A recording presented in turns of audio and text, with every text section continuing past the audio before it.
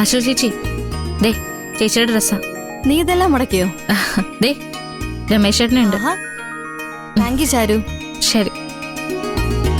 ആ അനുമോളെ, ദേ ഡ്രസ്സെല്ലാം മടക്കി വെച്ചിട്ടുണ്ടേ. അയൺ ചെയ്യണമെങ്കിൽ പറഞ്ഞാ മതി കേട്ടോ. താങ്ക്സ് ചാരു ചേച്ചി, ഞാൻ പോവുകയാണേ. ആ ശരി. അനുമോളെ, ദേ ഇത് അമ്മായിയുടെ സാരിയാ, ഇതം കൊടുത്തേക്കോ.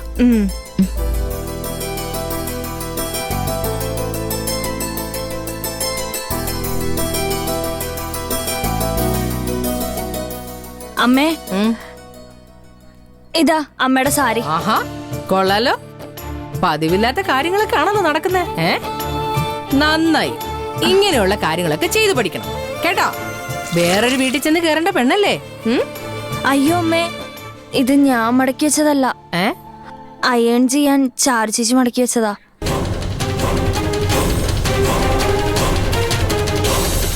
കറക്റ്റ് ആയിട്ട് മടക്കി വെച്ചിട്ടുണ്ടല്ലോ അമ്മേ.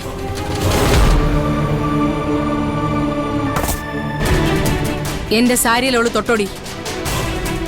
എന്താ അമ്മേ, ചാരു ചേച്ചി ഒരു സഹായം ചെയ്തല്ലേ? ഓടി. അവിടെ ഒരു സഹായം. ഐശ്വര്യം കെട്ട അവള് തൊട്ട ഈ സാരി ഞാൻ ഉടുത്താലുണ്ടല്ലോ, നായ്ക്കറിനപ്പടി എന്റെ ദേഹത്ത് വീണ പോലെ ചൊറിയോ എനിക്ക്. എടുക്കടി ഇങ്ങോട്ട്. അമ്മ, അമ്മേ, അമ്മ എന്ത് ചെയ്യാൻ പോവാ? അവള് തൊട്ട ഈ സാരി എനിക്ക് വേണ്ട, കത്തിച്ച് കളയാൻ പോവാ. കത്തിക്കാനോ? അമ്മേ നിക്കമ്മേ, പോവല്ലേ അമ്മേ. അമ്മായി, അമ്മ നിക്ക്. അമ്മ ഞാൻ പറഞ്ഞു കേക്ക്. അമ്മേ, അമ്മായി എന്ത് കാണിക്കുന്ന? നിന്നോടാ പറഞ്ഞ മാറി നിക്കടി ഇങ്ങോട്ട്. അമ്മായി, അമ്മായി എന്നോടുള്ള ദേഷ്യം കാരണം സാരി കളയുന്ന എന്തിനാ?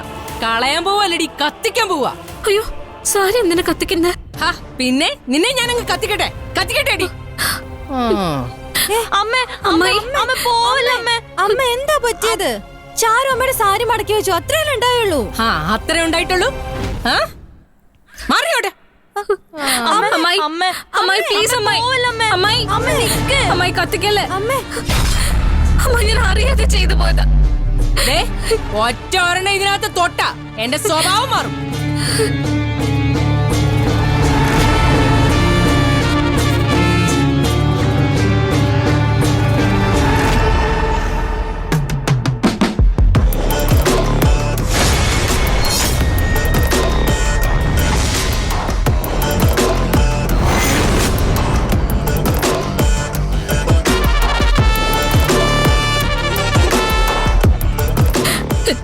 അമ്മായി, അമ്മായി പ്ലീസ് അമ്മായി, ഞാൻ പറഞ്ഞില്ല, അറിയാതെ ഞാൻ ചെയ്തു പോയതാ.